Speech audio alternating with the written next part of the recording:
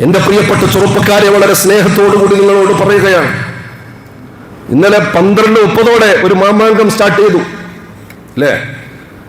ഇപ്പൊ ചെറുപ്പക്കാർ മാത്രമല്ല, പ്രായമുള്ള ആളുകളും കുട്ടികളും ചെറിയ പിഞ്ചുമക്കളടക്കം പല വർണ്ണങ്ങളിലും പല രൂപത്തിലും പല ദേശക്കാരുടെയും പല ഭാഷക്കാരുടെയും പല കളിക്കാരുടെയും നമ്പറുകൾ പതിച്ച ടീഷർട്ടുകൾ മാതാപിതാക്കൾ അവർക്ക് മേടിച്ചു കൊടുത്ത് അവരെയും ഒക്കത്ത് വെച്ച് ആഘോഷത്തിനിറങ്ങുന്ന മുസ്ലിം സമുദായത്തിന്റെ മെമ്പർമാരോടാണ് പറയുന്നത്. ഏറ്റവും വലിയ ഇസ്ലാമിക പാരമ്പര്യമെന്ന് പറയാൻ പറ്റുന്ന മലബാറിന്റെ മുക്കുമൂലകളിൽ ആഘോഷത്തിമർപ്പിലാണ്. അന്ത്യനാളിന്റെ അടയാളത്തിന് ഇനി വേറൊന്നും വരാനില്ല. എങ്ങനെ നോക്കിയാലും നമ്മുടെ രാജ്യത്ത് ഒരുപാട് കവർച്ച ചെയ്തവരെയും ഒരുപാട് കലാപങ്ങൾ ഉണ്ടാക്കിയവരെയും രാജ്യത്ത് വിദ്വേഷത്തിന്റെ വിത്തിട്ടവരെയും 400, 500, 600 അടി ഫ്ലക്സ് വെച്ച് ആഘോഷിക്കുന്ന ഒരു വല്ലാത്തൊരു ദുരന്തം. അവരെ ഈ നാട്ടിൽ ഓട്ടിക്കാൻ നമ്മൾ വിട്ട പാടത്തെ സ്വാതന്ത്ര്യ സമരം എന്നൊക്കെ അക്ഷരങ്ങൾ ചേർത്ത് പറയാൻ എളുപ്പമാണ്. നമ്മുടെ മുൻഗാമികൾ മുഴുവൻ മതസ്ഥരും മുസ്ലിങ്ങൾ പ്രത്യേകിച്ചും അനുഭവിച്ച പീഡനങ്ങൾ നമ്മൾ ആഘോഷിക്കുന്ന അവിടെ വെച്ചിരിക്കുന്ന പലരും അന്ന് നമ്മളെ കഴുത്തറത്ത് പോയവരാണ്.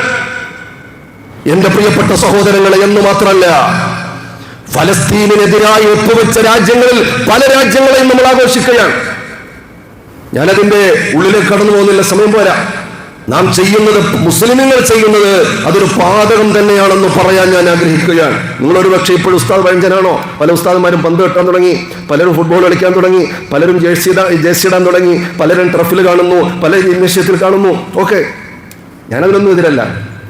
ഇസ്ലാം അങ്ങനെ പറ്റിയവരുണ്ട്, ഇസ്ലാമൊന്നുമല്ല. കലയോടും കായികത്തോടും ഒക്കെ അടുപ്പമുള്ളതാണ്. റസൂലുള്ളാഹി സ്വല്ലല്ലാഹു അലൈഹി വസല്ലം ആയിഷ ബീബി റളിയല്ലാഹു തആല അൻഹയും ഓട്ട മത്സരം നടത്തിയ ഹദീസിലുണ്ട്.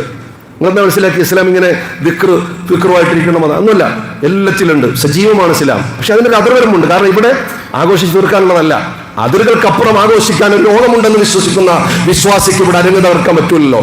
എന്നാൽ ആവശ്യമായ ആഘോഷങ്ങൾ അല്ലാഹു അനുവദിച്ചു വന്നിട്ടുണ്ട്. സന്ദർഭോചിതമായി എന്റെ പ്രിയപ്പെട്ട ചെറുപ്പക്കാരെ മനസ്സിലാക്കണം മക്കളെ, ആഘോഷമാവാം, അനുവദിച്ച വിനോദങ്ങളാകാം, കളിക്കണം. പക്ഷെ അതിനൊരു അതിരുണ്ടാവണം.